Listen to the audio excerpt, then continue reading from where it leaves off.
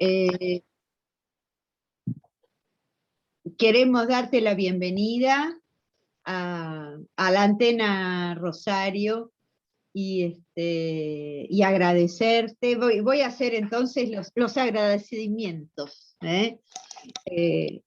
Por supuesto a Marcela Biaggi, pero bueno, quiero agradecer al directorio de la sección que nos permite utilizar el Zoom y hacer posible esta reunión, y también al equipo de gestión de la Antena Rosario, que ha trabajado mucho para todo lo que es difusión, moderación y todo lo que hace que esta actividad se sostenga.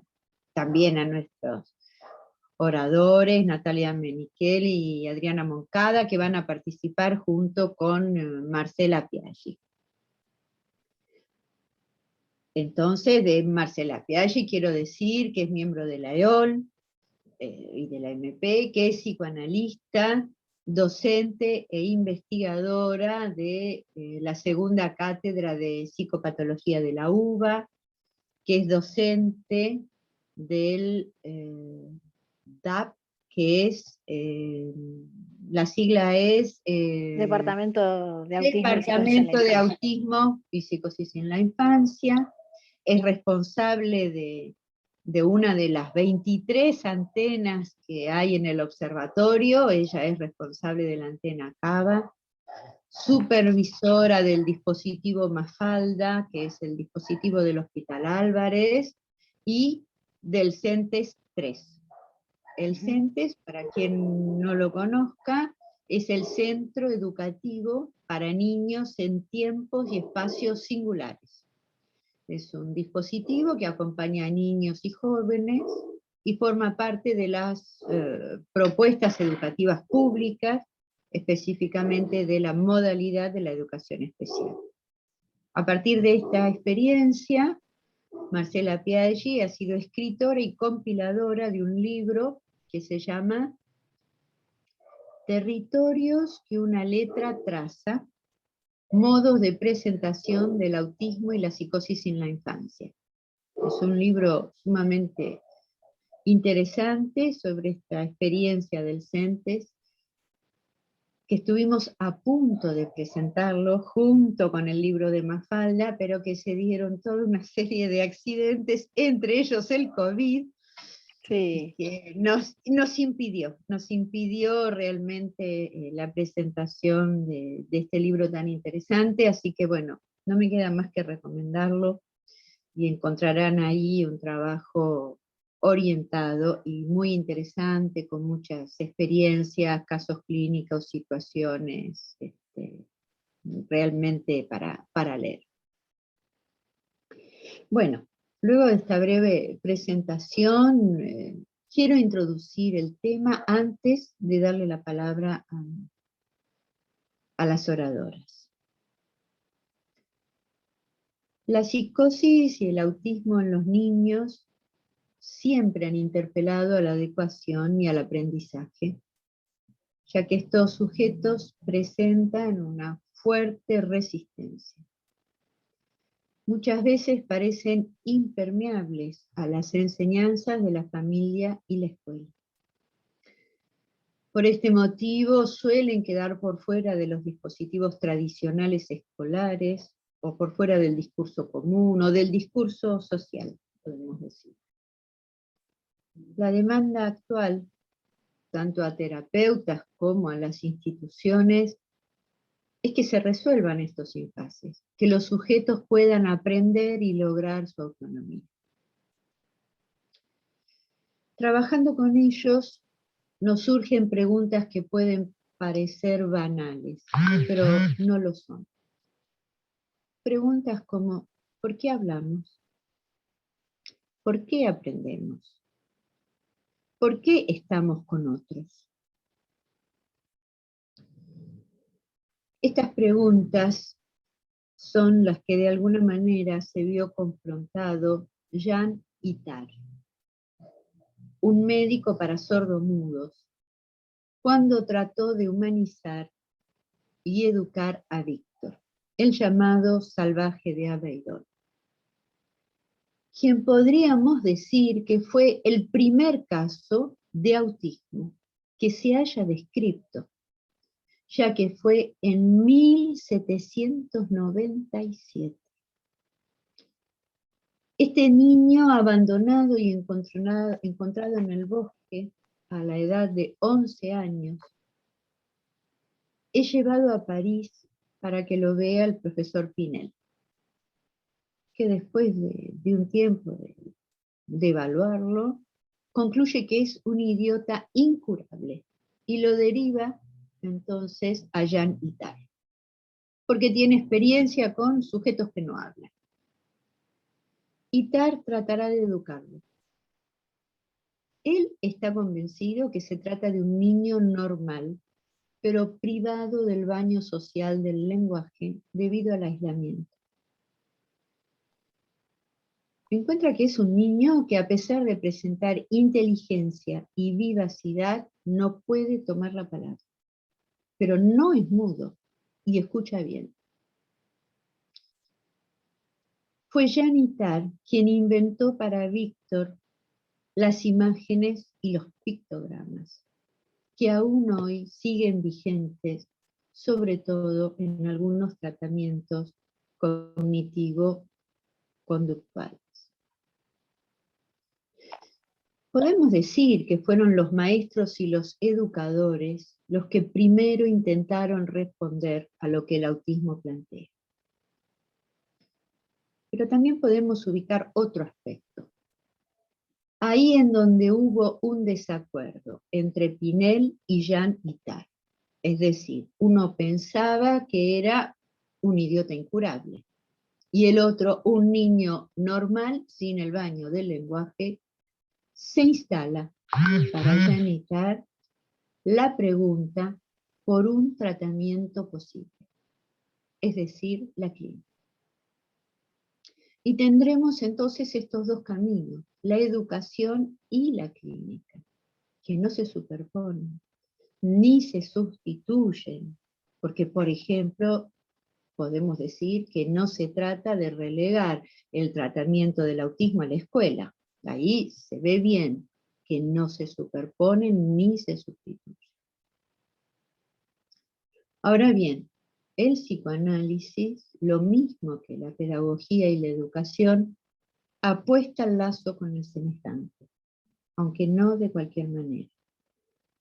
Son disciplinas que no pueden subsistir sin una dimensión ética relacionada a la civilización y que tienen el desafío de responder a los impases que se presentan.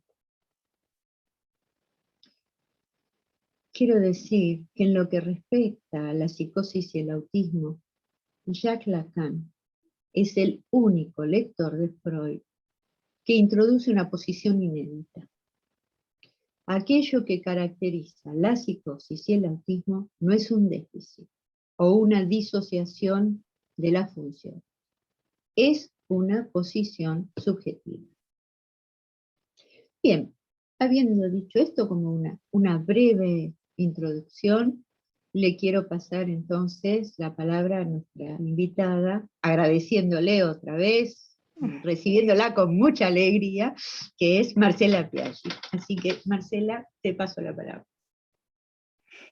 Bueno, muchísimas gracias, Marcela. Bueno, en principio quiero agradecerte a vos y esta invitación, que me parece muy, muy interesante, ¿no? Empezar a hablar de la educación, ¿no? De lo que el psicoanálisis puede aportar a la educación, en todo caso, alguna intervención.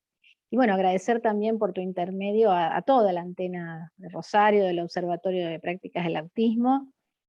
Ustedes saben, bueno, tanto ustedes como la antena de Cava, como todas las antenas que vos describís, que bueno, hace tiempo que venimos trabajando desde la EOL, de la FAPOL, en todas las antenas, en cada punto, ¿no? del país, para poder dar cuenta, digamos, de la práctica del psicoanálisis, de la transmisión del psicoanálisis, pero cada vez nos damos cuenta que se hace necesario transmitir, intervenir en distintos ámbitos sociales, ¿no? Por eso me parece que el ámbito de la educación es un ámbito privilegiado, como vos decías, bueno, nos ganaron, ¿no? Intervinieron un poco antes los pedagogos respecto del autismo antes que el psicoanálisis, porque el psicoanálisis aún no estaba fundado, ¿no? No estaba aún.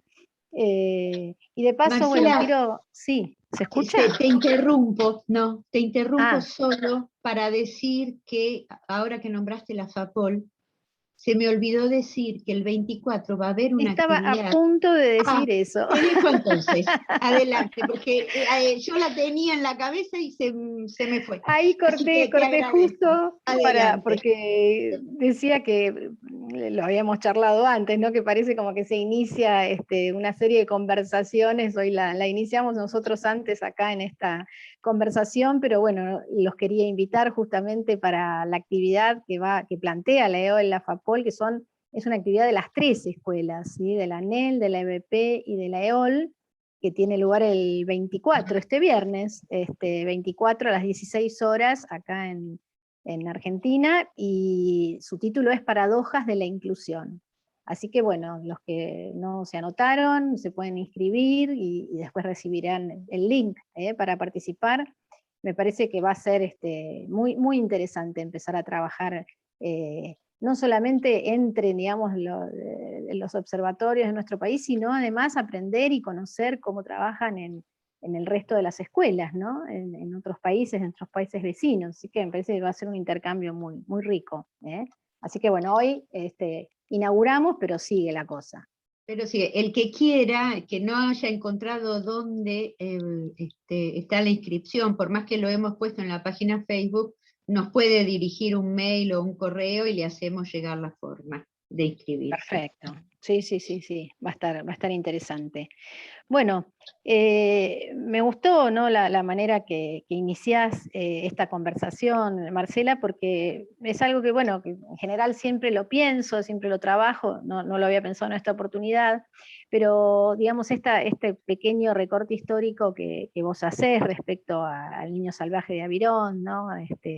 Al diagnóstico de alguna manera de Pinel, ¿no? De ubicar a Víctor, ¿no? Como un idiota incurable, da cuenta de un sello muy fuerte, ¿no? Digamos, en lo que implica, sobre todo, la concepción de la locura infantil, ¿no? En la primera época, ¿no? Digamos, en la época de Pinel, el siglo pasado, más que pasado, porque el pasado ya es el 20, ¿no?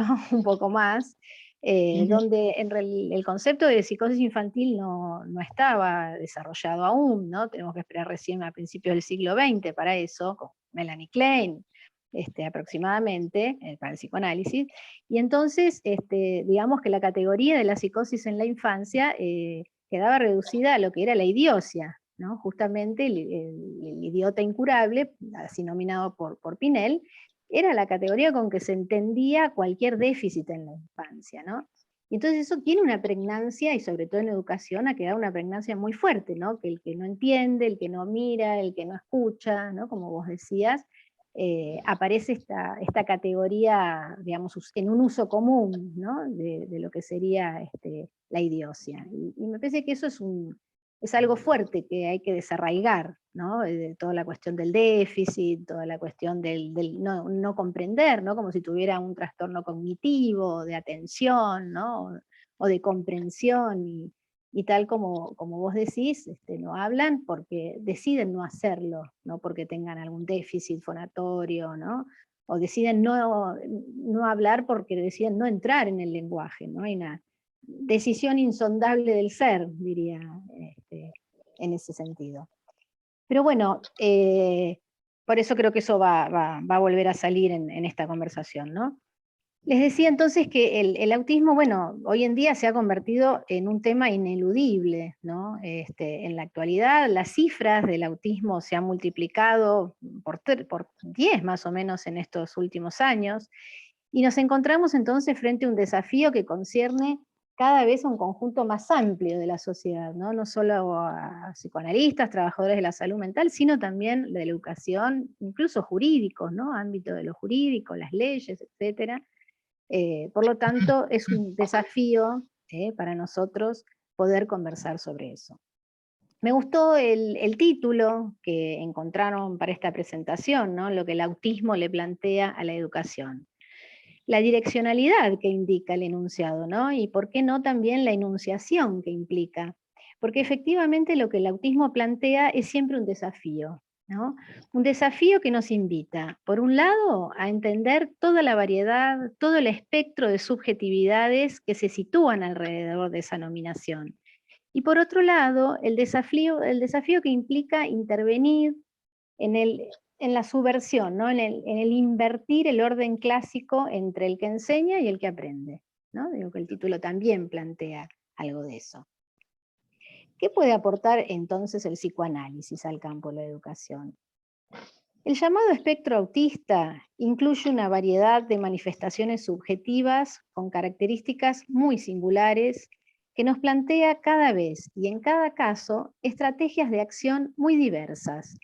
Porque, y esto me parece que es la primer clave que puede aportar el discurso psicoanalítico, porque ningún autismo es igual a otro autismo. El psicoanálisis siempre ha sido crítico respecto de los discursos imperantes, homogéneos, de los discursos que se sostienen en una práctica del para todos, y descartan o consideran deficitario lo que allí no entra. Discursos enmarcados en protocolos, en una ideología de la evaluación, en diagnósticos, en etiquetas o estigmatizaciones, sin brindar ninguna alternativa de acción subjetiva. El psicoanálisis, por el contrario, ¿sí? Sigo. El psicoanálisis, por el contrario, es un discurso que sabe hacer con lo que queda en los márgenes, con los restos, con lo que no entra en el discurso del amo.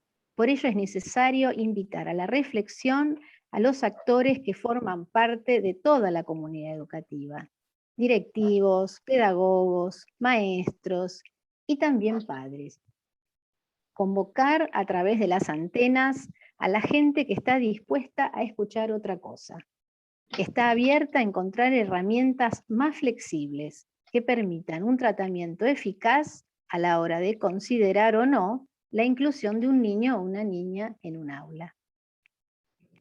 Es sabido que si un maestro en la actualidad no tiene una orientación adecuada, se sentirá perdido, cargado de angustia, y entonces percibirá que fracasa en su función docente.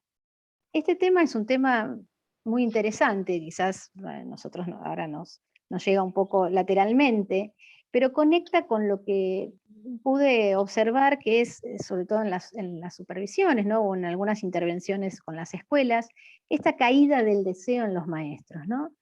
En quienes enseñan a diario. Pues muchas veces se encuentran desorientados, expuestos a exigencias martirizadoras, ¿no? Porque no se les brindan las herramientas necesarias para considerar el desafío que implica hoy en día la educación, ¿no? La diversidad, no solamente respecto al autismo, con las políticas de género, es enorme, digamos, la variedad que plantea hoy en día la infancia y muy poca la orientación que reciben los maestros, ¿no? Son más exigencias que otra cosa, ¿no? Y menos, por supuesto, métodos que, diferentes a los tradicionales, ¿no? Porque esos métodos ya no responden como consecuencias a la actualidad. Y entonces muchas veces me he encontrado con maestros que llegan a rechazar su labor en las aulas, ¿no? Que, digamos, de terminar, de amar a lo que hacían, a terminar rechazando, ¿no? O sea, es un tema muy interesante también.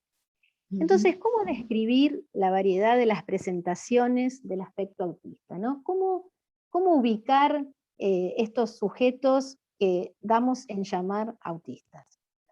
Es cierto que todas las subjetividades son diferentes, pero el autismo quizás plantea ese paradigma de manera extrema.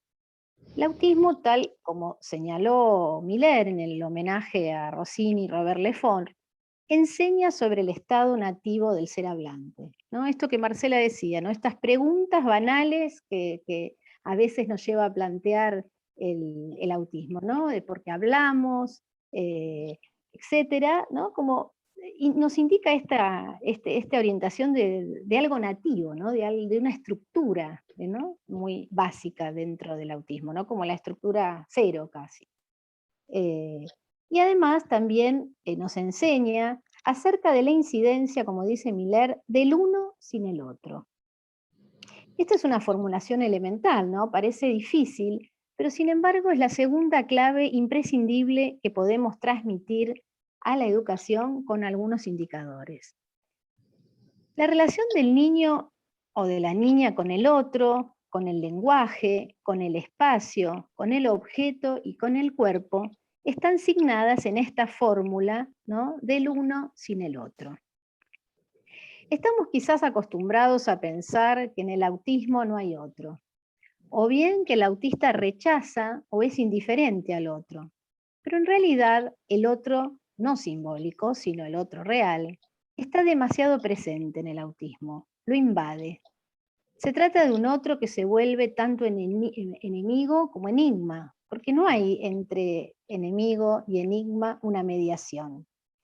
El autista entonces no es indiferente al otro, sino que más bien trabaja para protegerse todo el tiempo de la intensidad que implica el otro, del incremento de goce que suscita su presencia, encarnado en la mirada, en la voz, en la demanda de sentido que lo invade por todos lados. Es por ello que intenta tomar distancia y hacer del otro más bien un saber objetivo, al que pueda dominar, y prueba entonces procedimientos para reducir cualquier tipo de demanda a cero.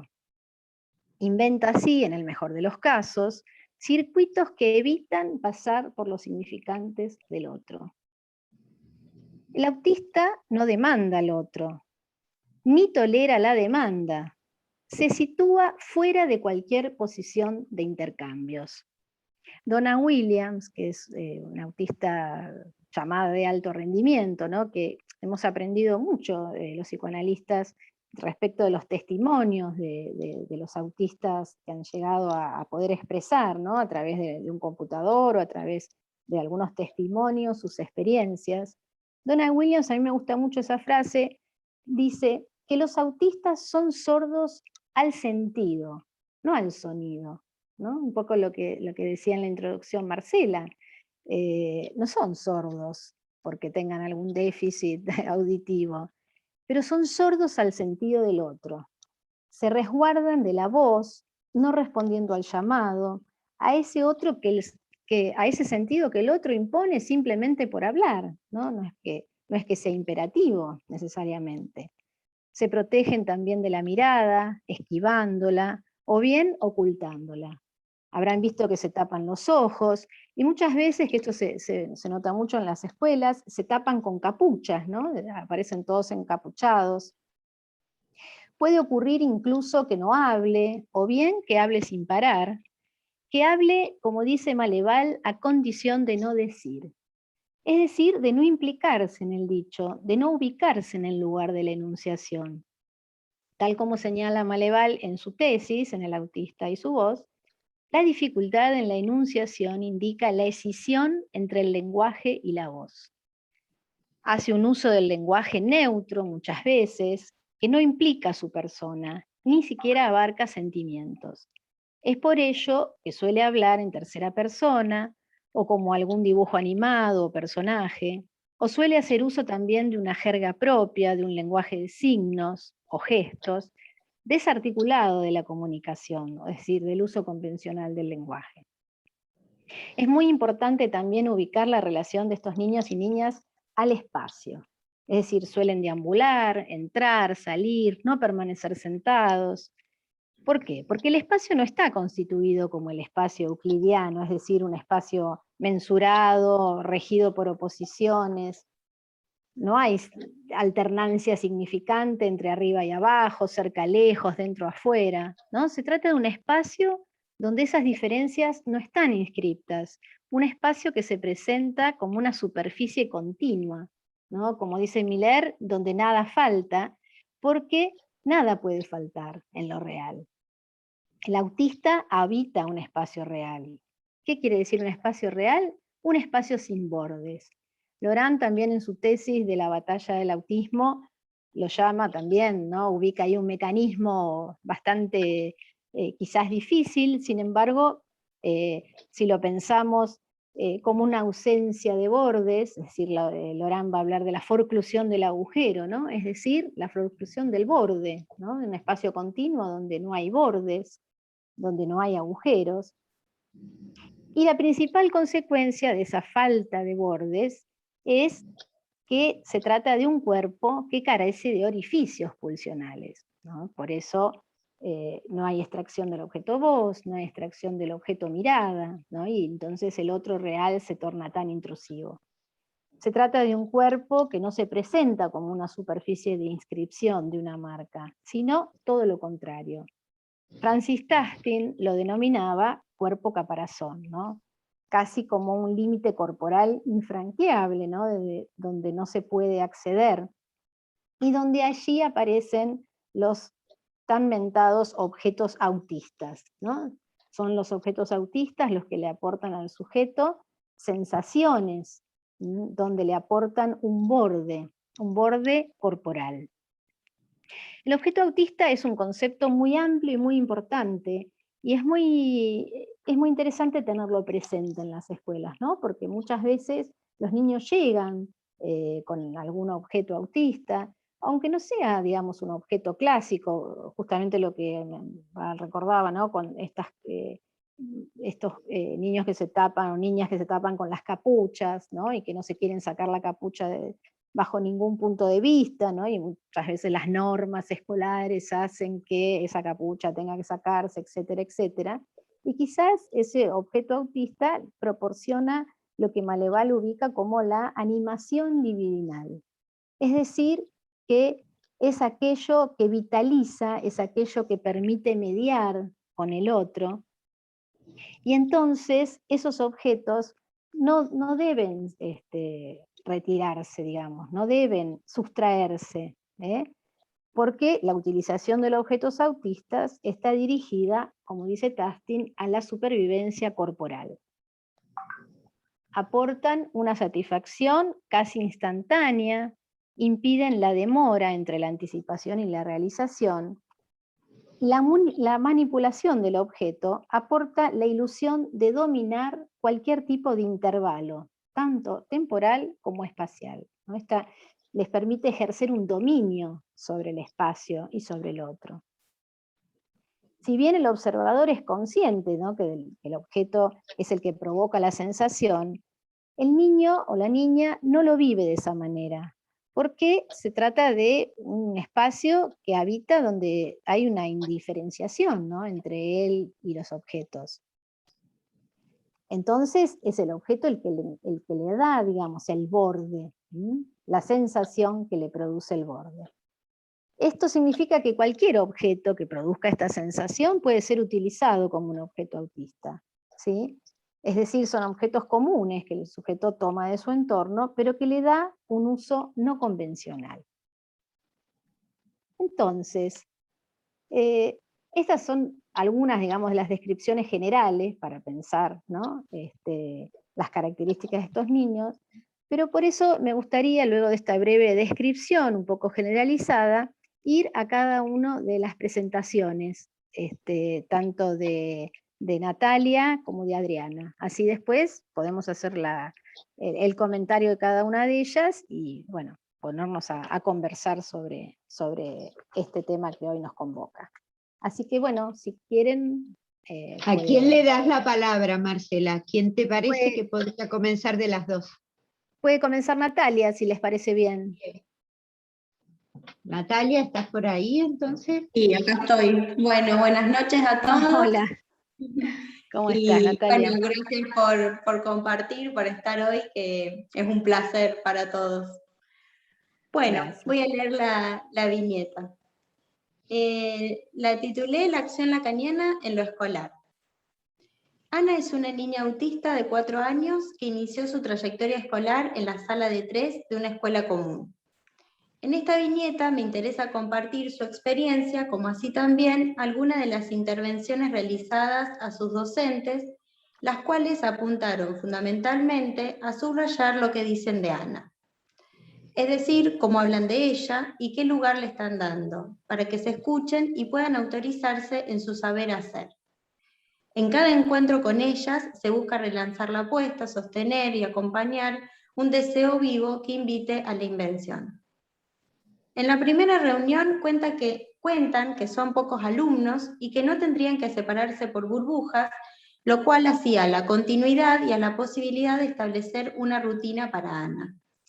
Además, destacan que con mucho esfuerzo contrataron a una maestra auxiliar para poder acompañar los tiempos de cada alumno y aliviar el trabajo de la docente titular. Notan que puede entrar a la escuela muy bien, pero ingresar a la sala solía generar resistencias y llanto. Mira el marco de la puerta aterrada, solían decir. Por otro lado, observan que deambula mucho, la convocan a participar, pero es un ratito y se aleja.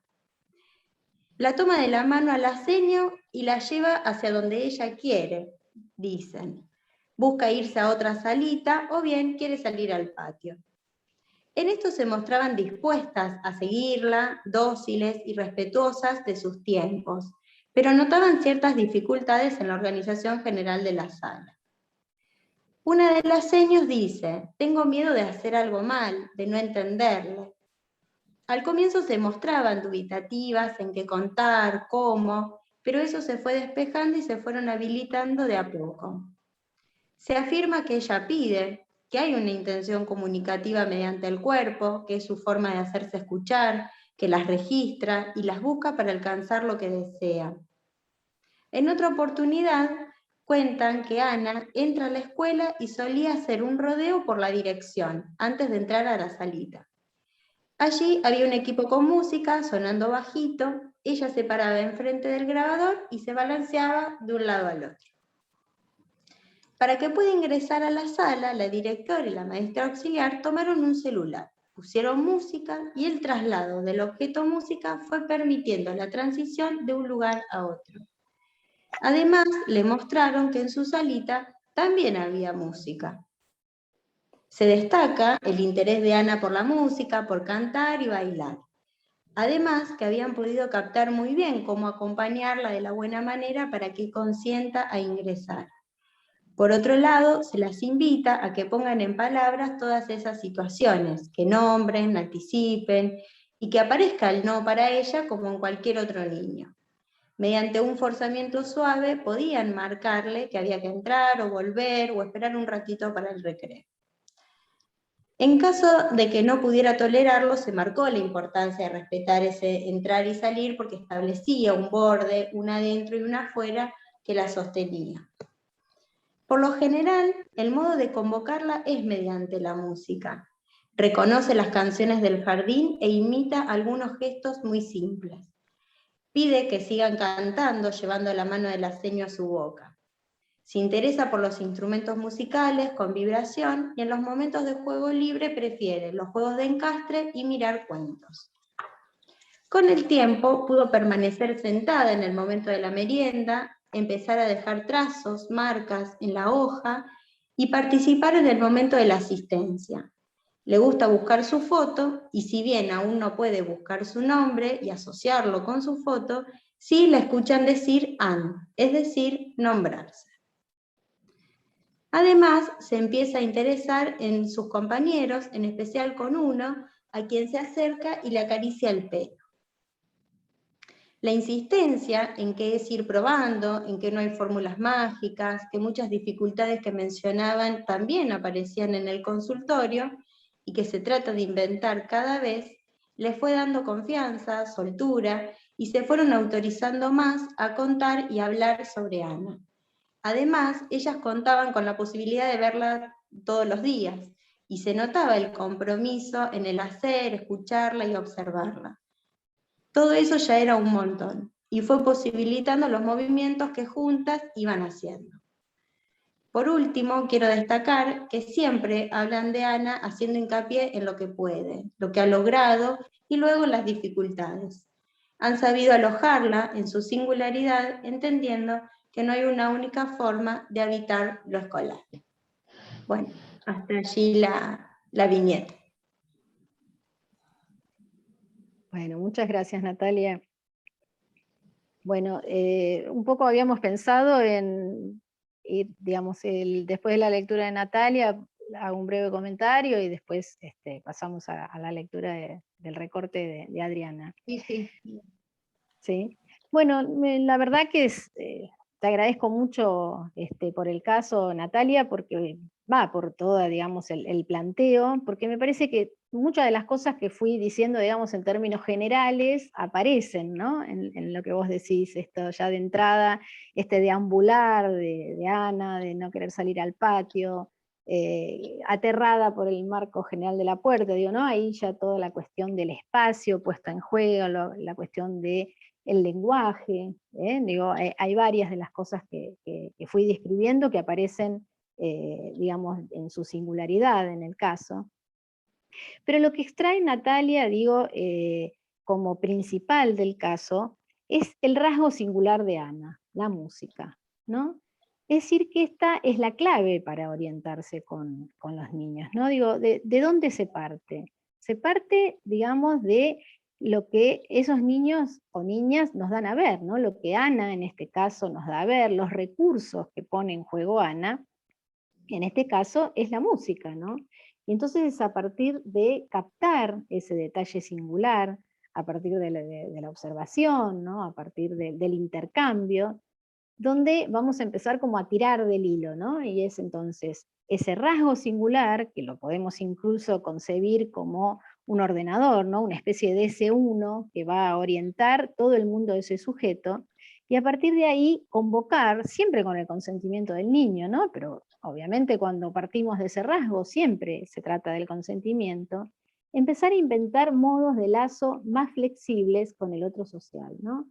Y entonces eso se ve de entrada, pero además para eso tenemos que tener toda una institución puesta en juego, ¿no? Y esto creo que se ve muy, muy lindo en el trabajo que nos relata Natalia, que ya, digamos, aparece desde la dirección, ¿no? Digamos, este pequeño rodeo que Ana tiene que dar por la dirección, y entonces escuchar la música, digo, hay toda una institución atenta, ¿no?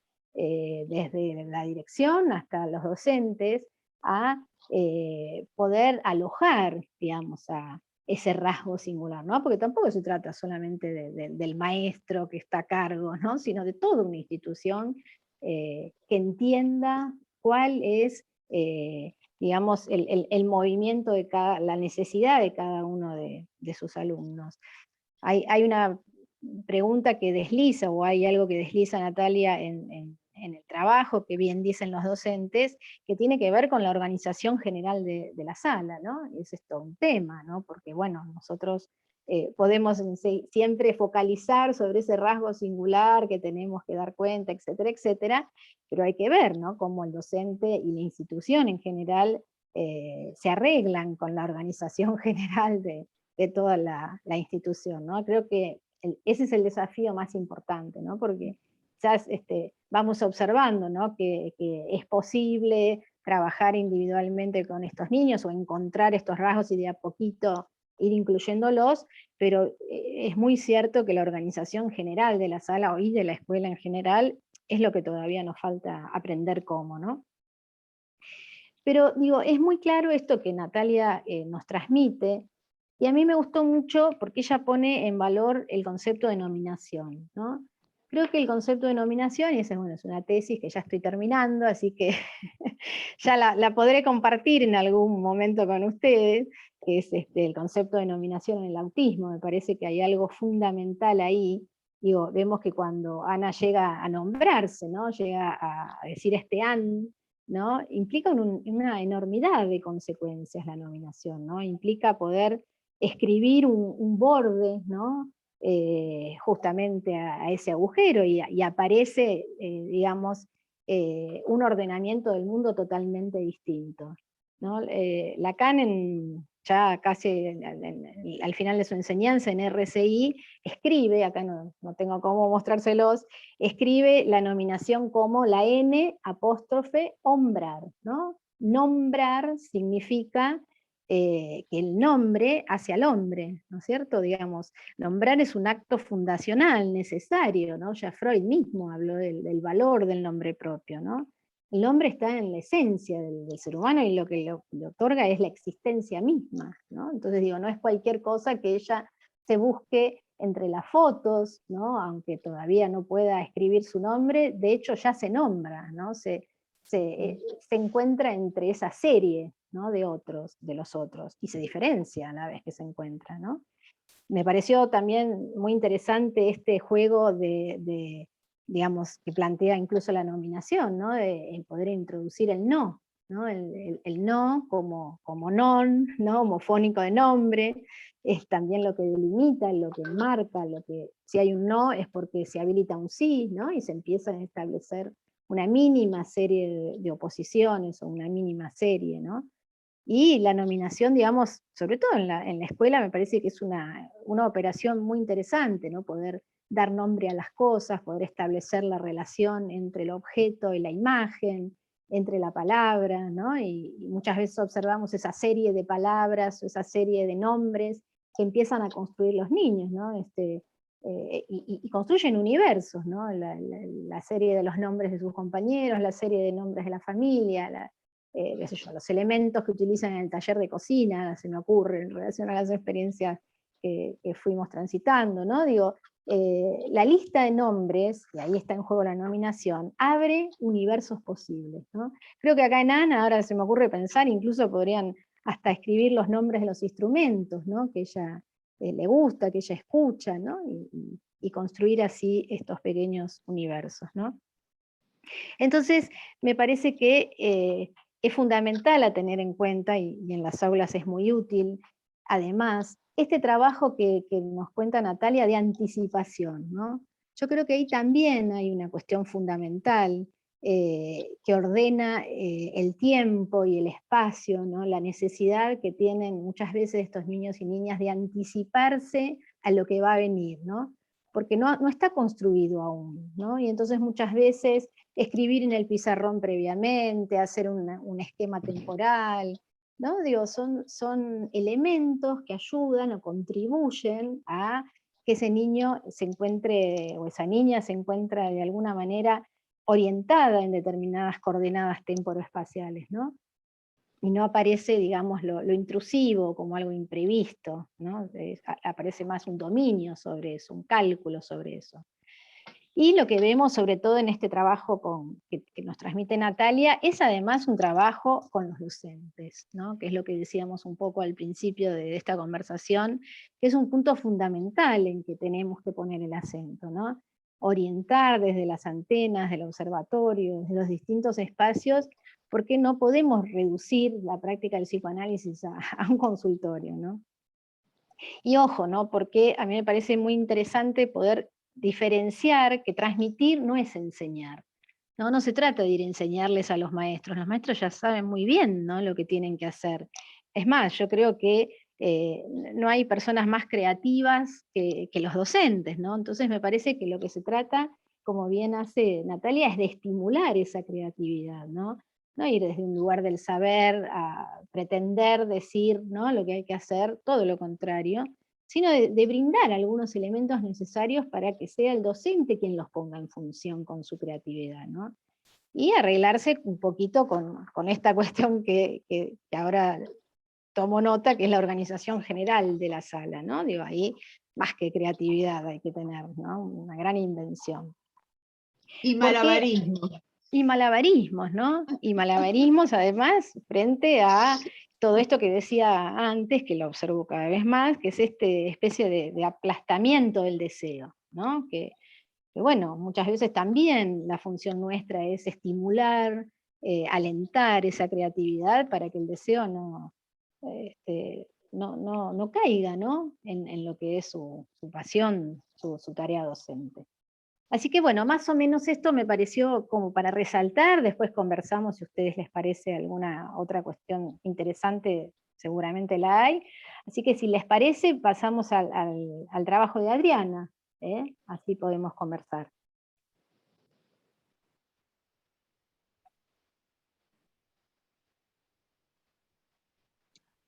Hola, buenas noches. Yo soy Adriana Ahí Moncada. está.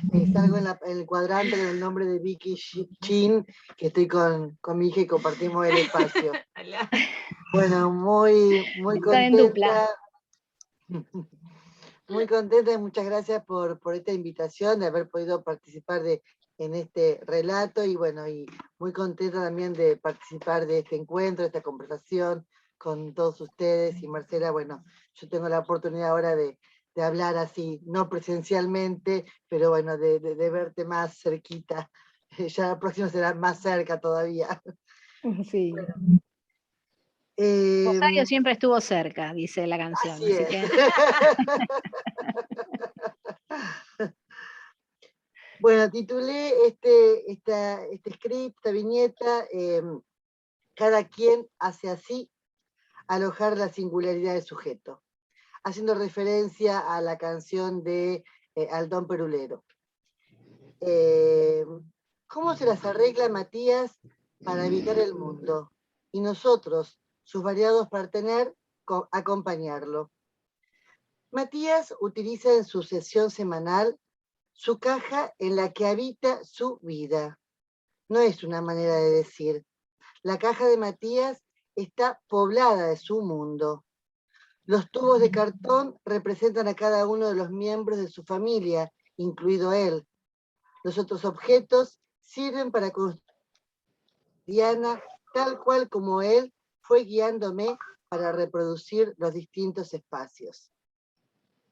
Lo ilustra lo acontecido en una sesión a la cual él arriba con ansiedad, disponiendo de su caja, armando el escenario, buscando los animales y contando verborrágicamente una historia de la que él me hace partícipe, pero sin comunicármelo. Pregunto, ¿a qué jugamos hoy? Sin interrumpir su relato y su tarea de escenógrafo, Matías enuncia, no jugamos. Vamos a jugar con mi vida real, como siempre.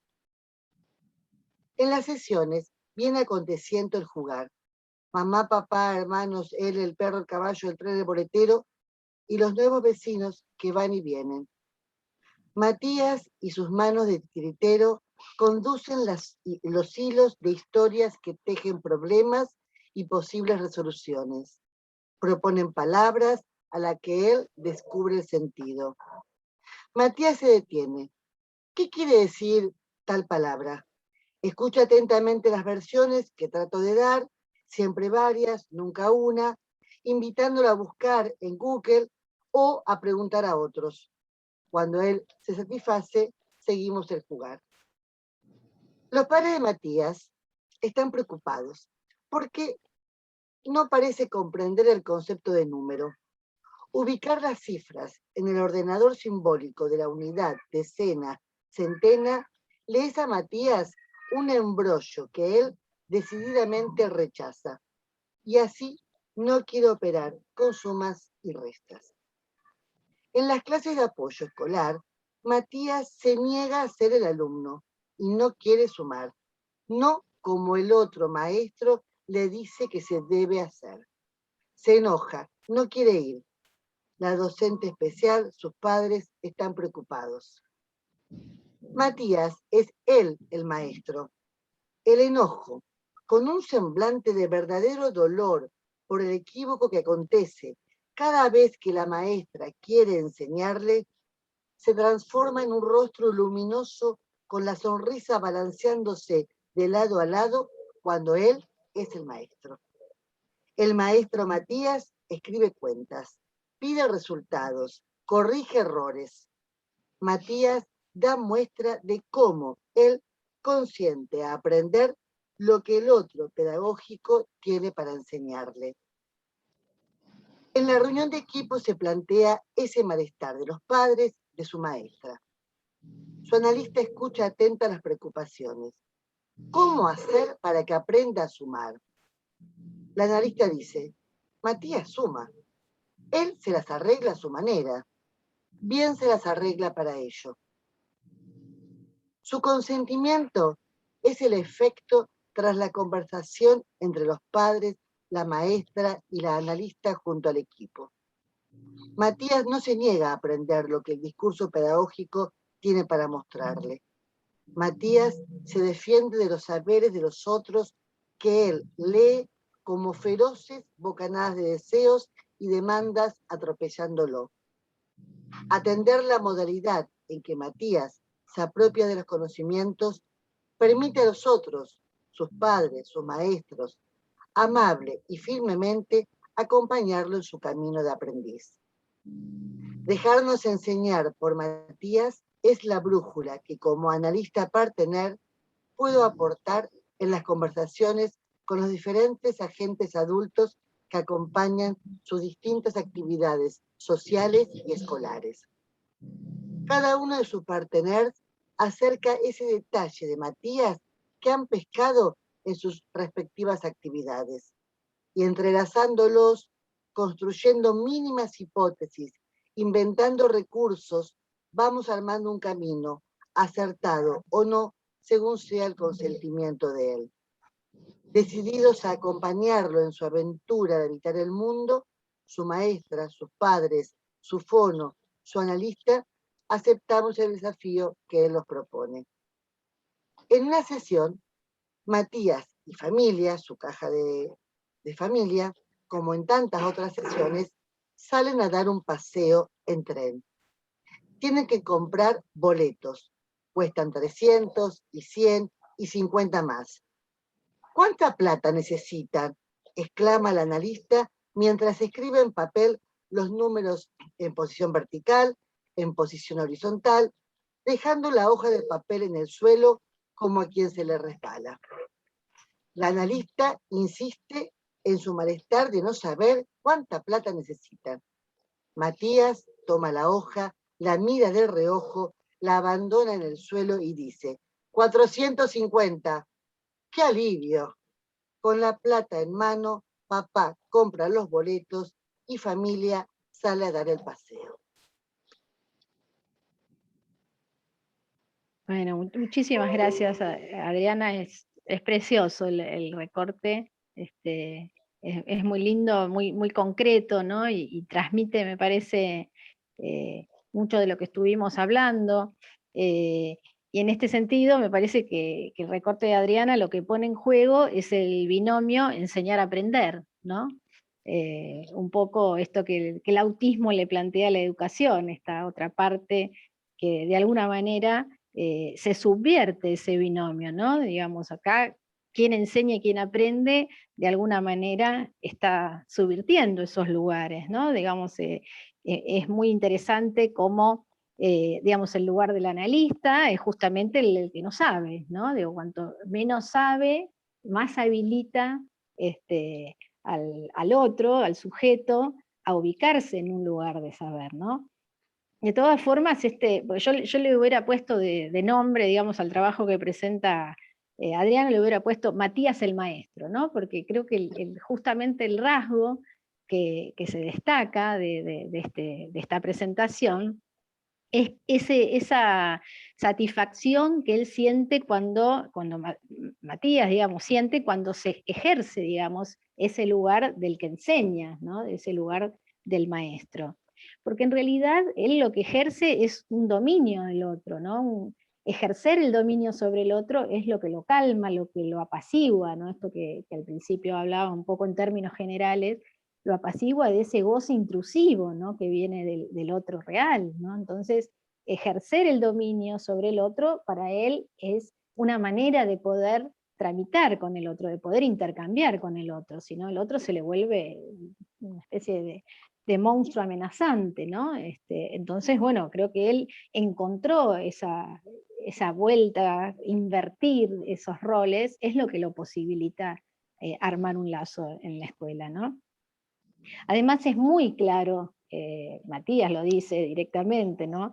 Que él no se niega a aprender, ¿no? Lo dice Adriana a través de Matías, ¿no? No se trata de que el niño se niega a aprender lo que el discurso pedagógico tiene para mostrarle, sino que él se defiende de todos esos saberes del otro, esto que lo decía de otra manera hace un rato, ¿no? De todos esos sentidos que el otro otorga, que son arrasadores, ¿no? Y que no dan lugar a la singularidad, o no acogen cuál es la singularidad, ¿no? Me gustó también Adriana como dijo, bueno, ella nunca da una pauta única de lo que hay que hacer o lo que hay que decir, lo manda a investigar a Google, ¿no?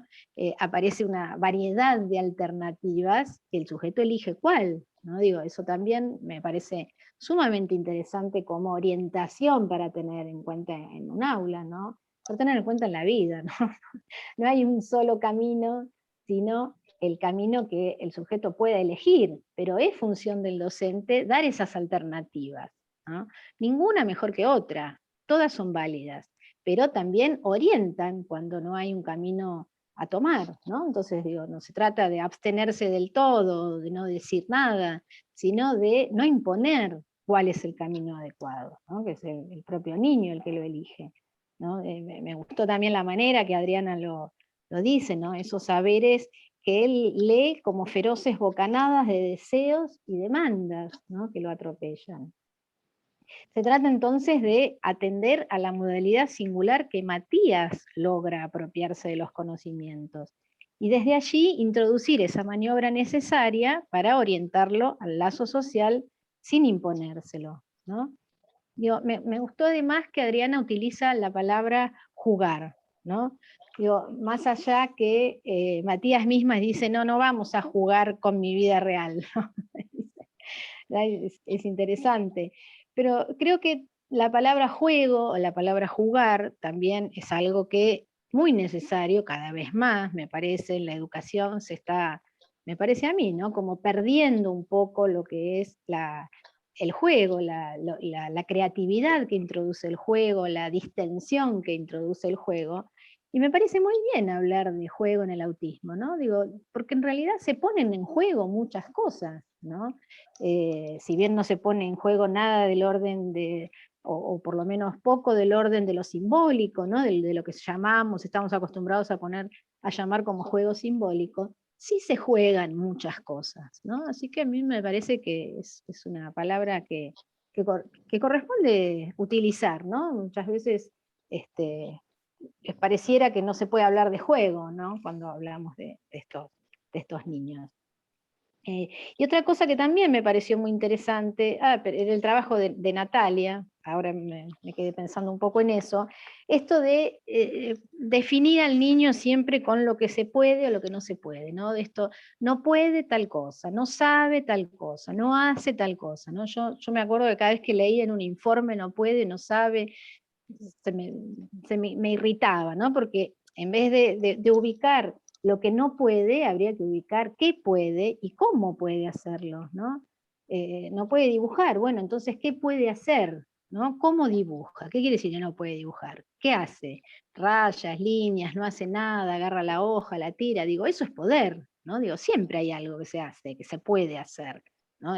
No estas cuestiones del déficit absoluto, ¿no?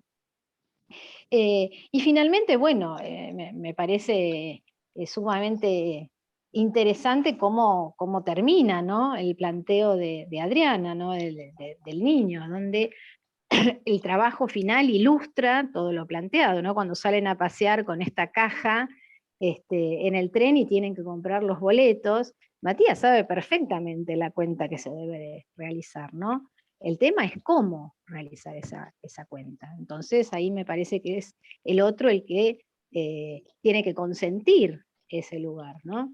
Hay una clave que a mí me parece que es muy interesante siempre para pensar las intervenciones, sobre todo las intervenciones en una institución.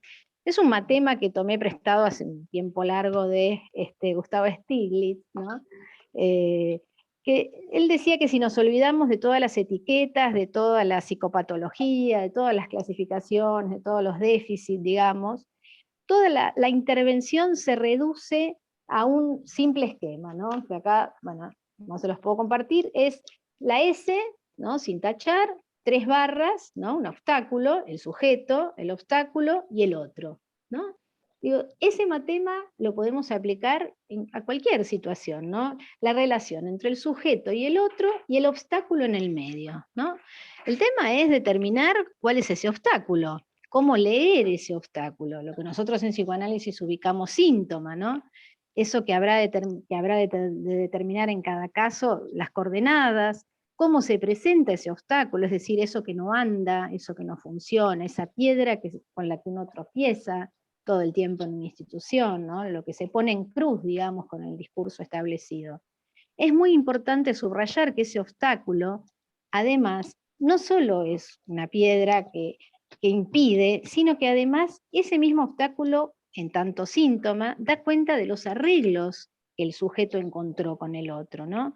Es decir, que da cuenta también de sus propias defensas, da cuenta de la mediación entre el sujeto y el otro. Por eso no hay que desestimar ese obstáculo, sino que hay que partir del obstáculo.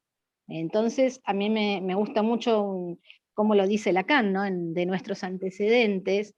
Lacan ubica, ¿no?, este obstáculo, él ubica que ese rasgo, ese obstáculo, es la huella clínica que nos orienta y que nos conduce a ese límite en que el síntoma se invierte en efectos de creación. Entonces ese obstáculo se transforma en algo creativo, en algo que más bien va a abrir, no va a cerrar, ¿no? Tal como lo relata Adriana respecto de las cuentas que hace Matías, ¿no? No es un obstáculo, es otro modo de calcular. ¿Mm? Y esta creo que es la tercer clave, por lo menos a partir de hoy, que me parece interesante que propone el psicoanálisis, ¿no? Invertir el obstáculo en efectos de creación, ¿no?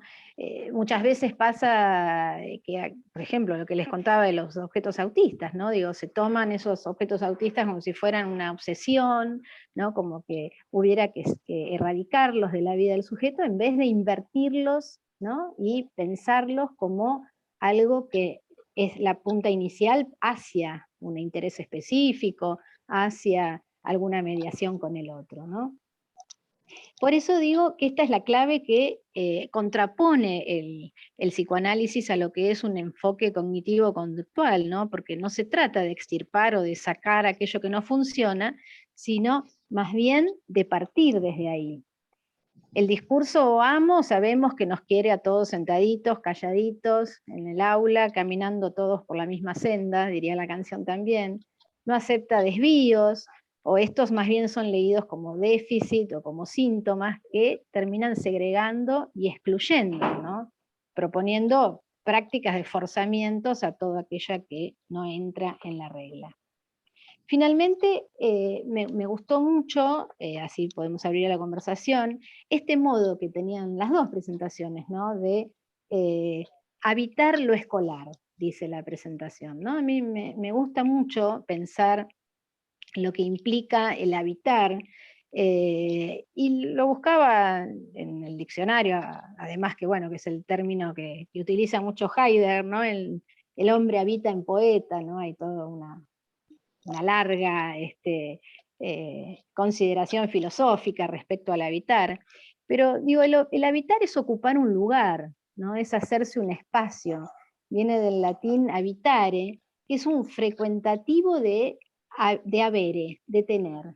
Es decir, que frecuentativo quiere decir que la acción se repite reiteradamente, ¿no? No es un estar de pasada, sino un estar ahí todo el tiempo. Es decir, una buena manera de hablar de la tan mentada inclusión, ¿no?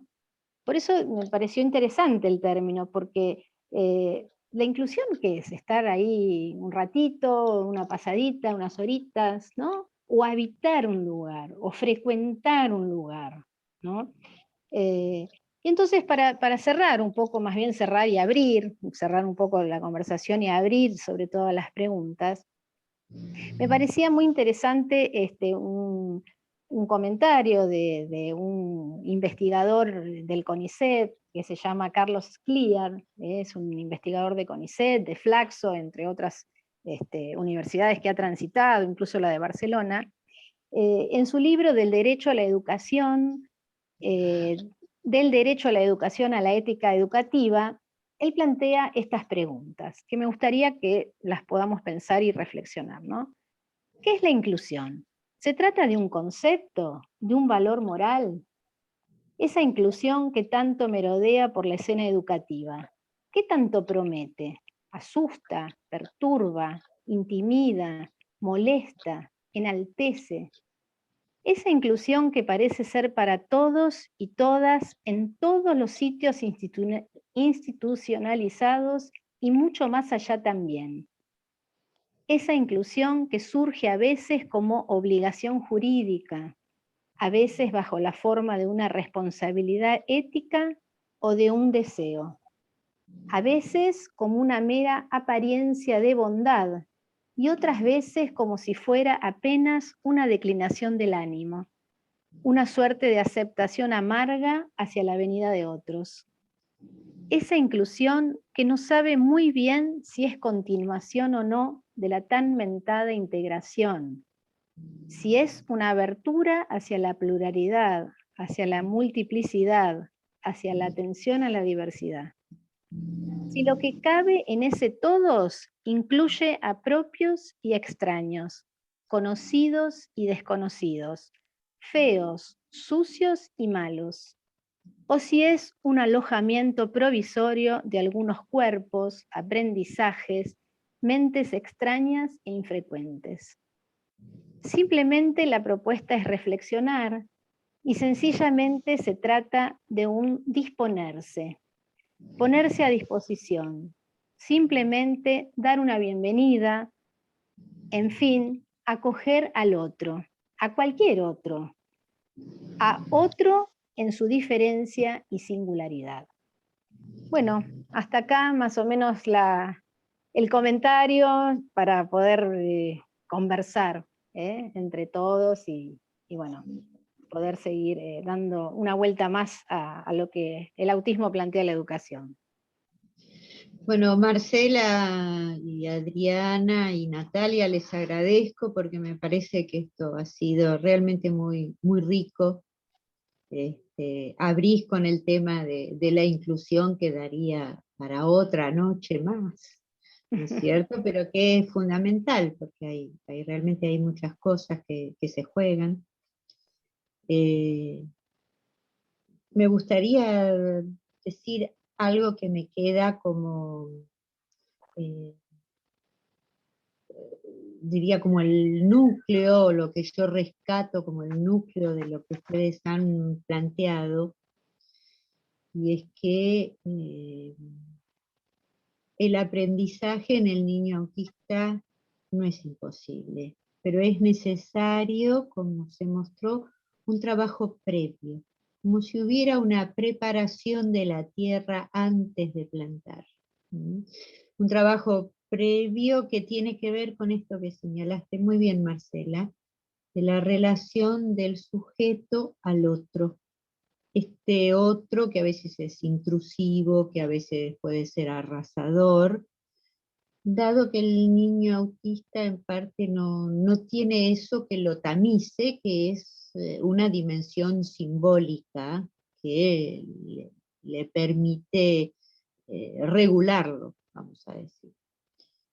Alfredo Zenoni, un psicoanalista italiano, nombraba esto tratamiento del otro, ¿no? Y que me parece que se vio muy bien cómo surge a veces por la docilidad, por la música, por el juego, que permite encontrar ese camino en donde el niño va a consentir tomar algo de otro, aunque sea de otra manera, para aprender. Un consentir al niño para que él consienta a tomar algo que se le ofrezca de la manera que él lo pueda hacer, ¿no?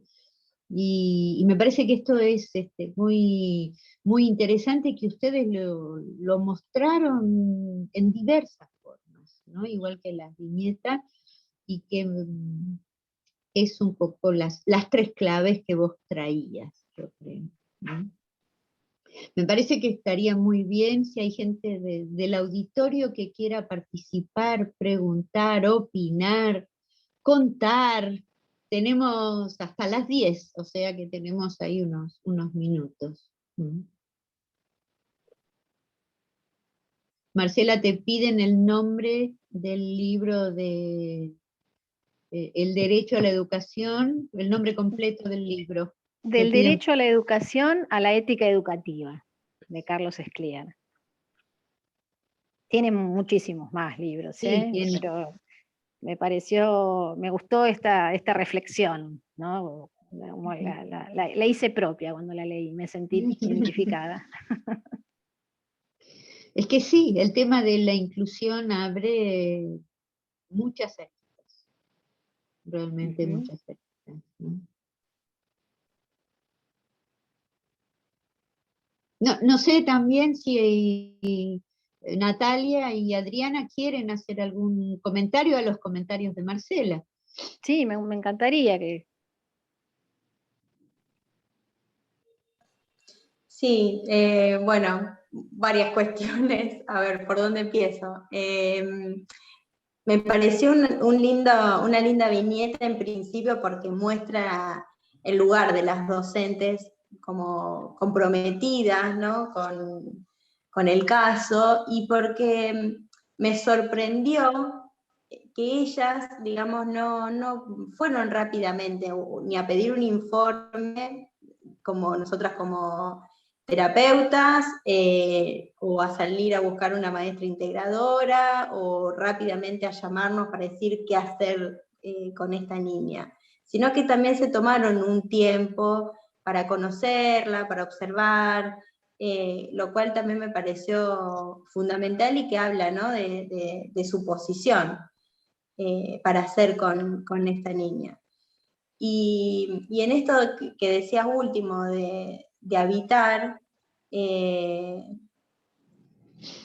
también estoy como sorprendida de lo importante, digamos, que se ha convertido la escuela para ella, ¿no? Para su vida.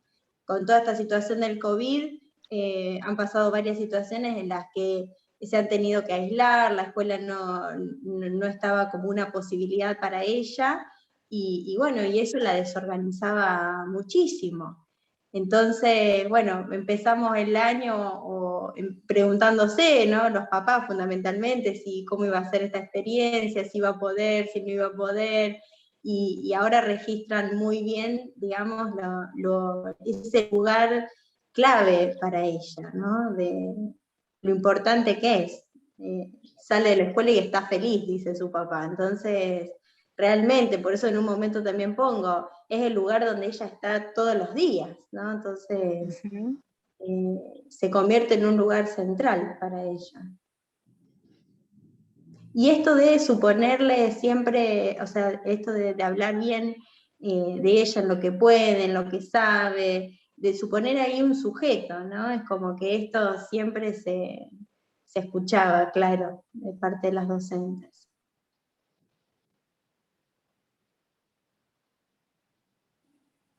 Sí, es muy interesante lo que decís, porque la escuela es lo que hace mundo, ¿no? Digo, incluso muchas veces nosotros nos ubicamos en que la escuela es como la primer posibilidad de un mundo por fuera de lo propio, de lo conocido del hogar, ¿no? Digamos, es una especie de salida, de exogamia, de eso mismo, de eso único, ¿no? Que muchas veces incluso hay papás que no, quizás les cuesta ceder, ¿no?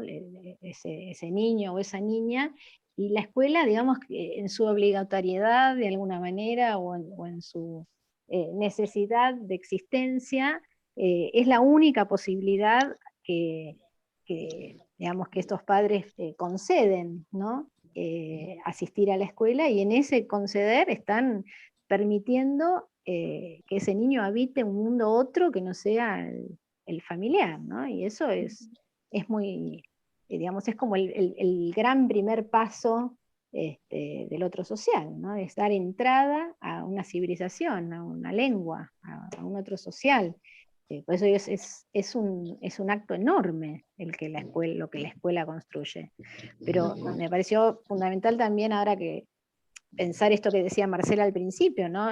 Por eso no es necesario superponer, o sea, no hay que superponer la tarea de la escuela con la tarea de un analista o de un fono, digamos, de cualquier otra práctica respecto del niño, ¿no? Digo, la escuela tiene un lugar totalmente diferente, y hay que poner en valor ese lugar. Hay alguien que está levantando la mano, Edith Analía Rodríguez. Si querés, Edith, podés desmutearte y hacer la pregunta.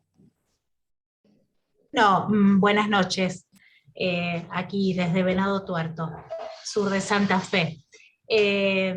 No, lo que me quedé pensando en esto que decía del tema de habitar, ocupar un lugar, haber, tener, no es un estar de pasada, ¿no? Me quedé pensando en el habitar y qué pasa, ¿no? Porque para que un alumno con estas características habite un ámbito escolar, tiene que haber alojamiento, ¿no? ¿Qué pasa con el alojar para que ese alumno pueda habitar? ¿No? Me quedé pensando en eso, diríamos, ¿no? Que va de la mano, me parece, ¿no? Es eso. Por ahí, no sé si es una pregunta, pero un comentario que me quedo pensando.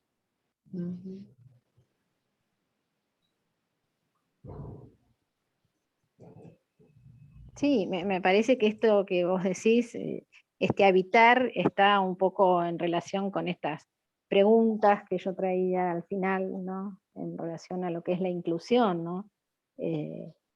Habitar un lugar va de la mano, digamos, de conceder ese lugar y que ese lugar no sea simplemente una matrícula que hay que completar, una exigencia moral que hay que cumplir, ¿no? Un acto de bondad, ¿no?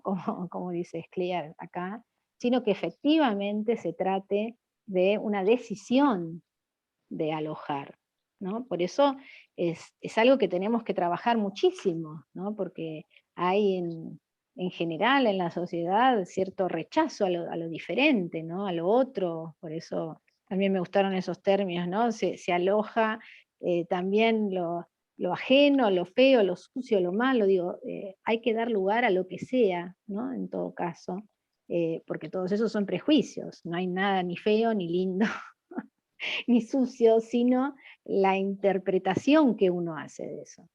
Por eso creo que, bueno, es algo que tenemos que instalar, y creo que hay algo del orden de la transmisión del psicoanálisis que debemos tomar como desafío, ¿no? Y entenderlo como una ética y no como una moral, la posibilidad de alojar. Por el otro lado, yo agregaría que se da esa posibilidad de habitar, un poco como se vio en estas viñetas, cuando el niño o la niña logra armar con ese lugar algo del borde, logra depositar algo de la singularidad, logra encontrarse. Entonces hay esta cuestión que es de un lado y del otro, ¿no? Sin duda, la recepción es fundamental. Y también está el consentimiento del niño, ¿no? También a dejar algo de lo de él, a permitir ese borde. Están las dos cosas que se entretejen y creo que van juntas también. Y como vos decís, no tiene nada que ver ni con los informes, ni con las cuestiones de protocolos o de formas administrativas burocráticas, ¿no? Y me parece que son las viñetas que un poco nos ilustran, porque se trata de algo un poco difícil de definir, ¿no? Es un movimiento, es un deseo, es un poner algo, ¿no? En donde ambos quedan transformados, el niño y el docente y la escuela. Es bastante, para mí, impresionante ese movimiento, ¿no? Hay otra mano levantada de Vanina. Vanina, si querés puedes desmutearte. Hola, buenas noches. No, quería sumar un poco como directora de escuela, porque hablábamos mucho de, digamos, de esto de los proyectos de inclusión, y por ahí coincidir con algunas cuestiones que tenían que ver con esto que estuvieron nombrando y que estaban nombrando, que es la inclusión, digamos. Creo que tenemos que empezar desde ahí, ponernos de acuerdo entre todos, como para poder aunar criterios, por ejemplo, qué implica incluir a una persona en situación de discapacidad, sea las características que sea, y creo que tiene que ver con el posicionamiento que debemos tomar desde las escuelas acerca de qué es, por ejemplo, no es solamente la adquisición de aprendizaje, sino es constituirse como ser, digamos, y son procesos de subjetivación, digamos, los que apunta. Por eso yo en mi comentario general puse que el desafío de hoy de las escuelas tenía que ver con esto, es poder habilitar y poder pensar nuevos modos de ser y estar en las escuelas. Y hablo de las escuelas especiales y de las escuelas de nivel. Entonces, bueno, yo más que todo hablaba desde las escuelas, digamos, este nuevo desafío, y que no es solamente la inclusión, los nuevos desafíos de las escuelas, sino como decía antes, el tema de que hay un montón de desafíos, el tema de la perspectiva de género, hay un montón de cuestiones que las escuelas tenemos que dar respuesta y tenemos que estar atentas. Y como dice Scliar también en otra publicación, es que más que todo tenemos que estar en disponibilidad, digamos, en disponibilidad como para poder escuchar y estar atentos, digamos, a todas estas nuevas demandas que hoy la escuela se tiene que hacerse cargo. Así que eso era solamente un aporte desde las escuelas. Sí, claro. Sí, es muy importante lo que traes, Danina. Abre también, a varias noches más. A varias noches más, sí. Varias noches más. Bueno, no sé si hay alguien más que quiera decir algo. Por mi parte estoy encantada con todo lo que hemos intercambiado. Leticia, ¿hay alguien más que quisiera participar? ¿Algunas manos que yo acá no veo? Adriana.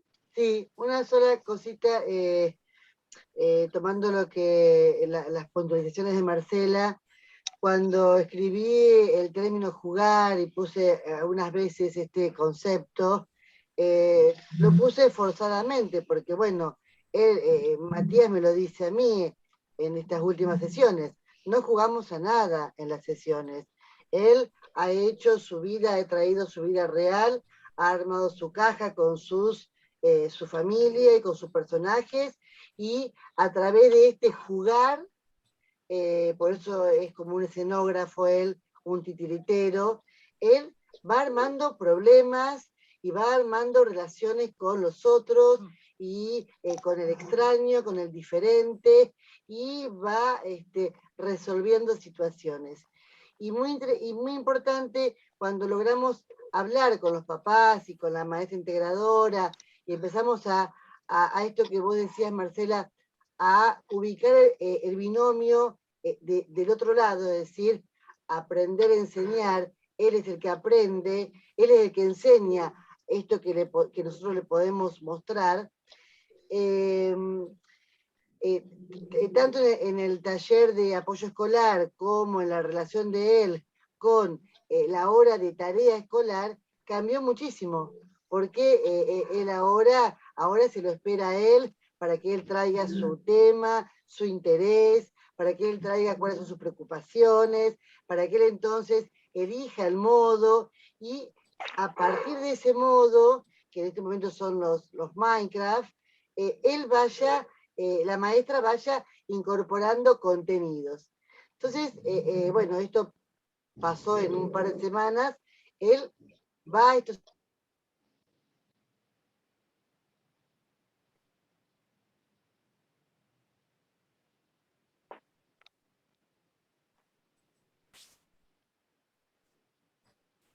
Se cortó el audio. Me parece que se cortó el audio de Adriana. Sí, ahí le quedó podemos... como congelada. Sí, escribir. Vos quedaste congelada. Yo quedé congelada. Ahí está. Ahí está, ahí volviste. Ahí la volví. conexión. Ah, bien. Está frío. Mucho viento por Rosario. Bueno, no, esto, no sé, bueno, pero esto de que este poder dar vuelta el binomio y pensarlo a Matías como el niño que nos va a enseñar y justo nos enseña cómo salirnos de los protocolos, especialmente ¿no? A veces en determinados procesos de conocimiento se supone que hay una manera de hacerlo y que esa debe ser, bueno, él propone otra forma, y con el consentimiento nuestro a su propuesta, bueno, él realmente ha comenzado a disfrutar de lo escolar, que bueno, que siempre trae dolores de cabeza, que chicos no le trae dolores de cabeza aprender y estar en el aula y escuchar y memorizar, y bueno, esas cuestiones que tenemos que hacer cuando vamos a la escuela. Sí, por ahí agregar a lo que decía Adriana, me parece interesante que Matías, casi como buen titiritero, digamos, ¿no? Pone en juego casi como su vida como un doble real, ¿no? Digo, aparecen esos tubos siendo casi el doble de sí, ¿no? Pero ahí la maniobra interesante tuya es que vos ponés en juego esa vida, digamos, real, así como la presenta él, vos sí la pones en juego, es decir, presentás variables a eso, ¿no? Entonces, en ese sentido, me parece que si bien no es, obviamente, él lo dice muy claro, no es mi vida, no es un juego, pero vos hacés que eso entre en el juego del otro, ¿no? En el intercambio, en las alternativas, y en ese sentido me gustó la posibilidad de jugarla, ¿no? De poner en juego eso que aparece tan estático, tan rígido del lado de él, ¿no? Uh-huh.